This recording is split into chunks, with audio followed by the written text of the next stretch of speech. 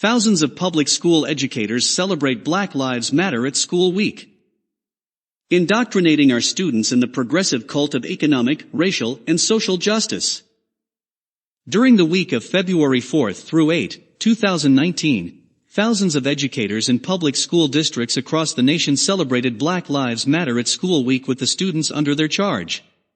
Organized by a radical coalition of teachers, parents, and community organizers and promoted by edjustice.org, a far-left group within the National Education Association, NEA, the week is endorsed by teachers' unions in urban areas including Washington, D.C., Chicago, Milwaukee, and Seattle. This week of special instruction and activities is billed as a complement to Black History Month, which is recognized in February. But in reality, the Black Lives Matter at School Week has a much more insidious purpose: to indoctrinate students in radical leftist concepts including restorative justice, transgender and queer affirming, and collective value. The initiative is inspired by the national Black Lives Matter movement, which characterizes America as awash in racism and bigotry and denigrates law enforcement as racist. Demonstrators at Black Lives Matter events across the nation have been known to call for the death of police officers. The National Black Lives Matter in School Week of Action Starter Kit, an online guide intended for educators, provides a telling glimpse at the sort of radical propaganda being taught to our students under the guise of diversity. The curriculum taught during the Week of Action is meant to correspond to the 13 guiding principles of Black Lives Matter, which are listed and defined in the Action Starter Kit. These principles include: restorative justice is the commitment to build a beloved and loving community that is sustainable and growing. Diversity is the celebration and acknowledgement of differences and commonalities across cultures. Globalism is our ability to see how we are impacted or privileged within the Black global family that exists across the world in different regions. Transgender affirming is the commitment to continue to make space for our trans brothers and sisters by encouraging leadership and recognizing trans-antagonistic violence. Queer affirming is working towards a queer affirming network where heteronormative thinking no longer exists. Collective value means that all Black lives, regardless of actual or perceived sexual identity, gender expression, economic status, ability, disability, religious beliefs or disbeliefs, immigration status or location matter.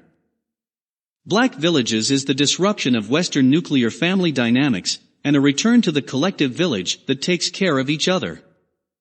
Black women is the building of women-centered spaces free from sexism, misogyny, and male-centeredness. The ideological slant of many of these goals is undeniable. Take for instance, the principle of queer affirming, which is defined as working towards a queer affirming network where heteronormative thinking no longer exists. The principle of restorative justice is defined here as the commitment to build a beloved and loving community that is sustainable and growing, but it is more commonly viewed as a leftist alternative to traditional policing in courts.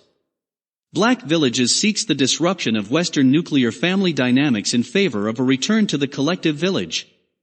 These are political goals, but they are being taught to children in public K through 12 classrooms as objective lessons in racial awareness and harmony.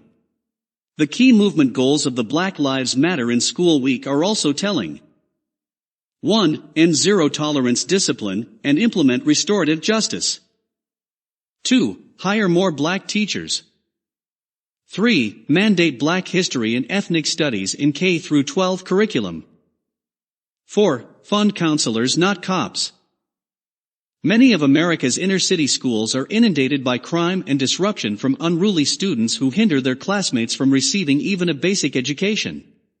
The percentages of students who are ranked as proficient in math and English in these districts is dismal. Yet the organizers of Black Lives Matter in School believe that reducing discipline and funding counselors will somehow counteract a climate in which learning is already all but impossible. Not to mention the wisdom of expanding the focus on Black history and ethnic studies when students can barely read. Ironically, the demand to hire more Black teachers blames the dearth of such teachers in part on biased skills exams which eliminate Black and brown teaching candidates. In the topsy-turvy world of leftist victim speak, the administration of a skills exam to future teachers is not an objective measure to weed out unqualified candidates, but is instead an expression of racism. These are the principles being taught by Black Lives Matter in school. The online guide abounds with suggested lesson plans and recommended resources for educating students about the demands and the principles of the Black Lives Matter at School movement. One suggested book is Teaching for Black Lives, a collection of essays which includes sections on rethinking Islamophobia, combating bigotry by raising the voices of black Muslims, plotting inequalities, building resistance, and racial justice is not a choice, white supremacy, high-stakes testing, and the punishment of black and brown students. One suggested lesson recommends that students examine economic injustice through the exploration of credit card debt using math skills. The lesson asks that students read and analyze an article by The Root, a black news source, that explains how credit card debt is worse for the black community. A proposed science lesson would have students examine environmental justice in the context of fresh drinking water. The teacher's packet explains, the goal of this lesson is to initiate the conversation around the meaning and urgency of environmental justice. The goal of environmental justice is to establish a spectrum of lenses that will provide our students the vision towards which the equitable distribution of resources and human rights issues are addressed.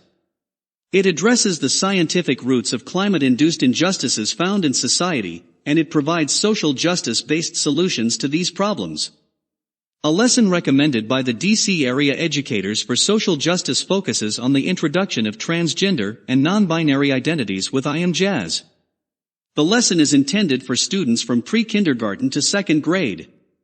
The goal of the lesson is for these young students to be able to define the words transgender and non-binary, and give examples of ways to support people of all gender identities.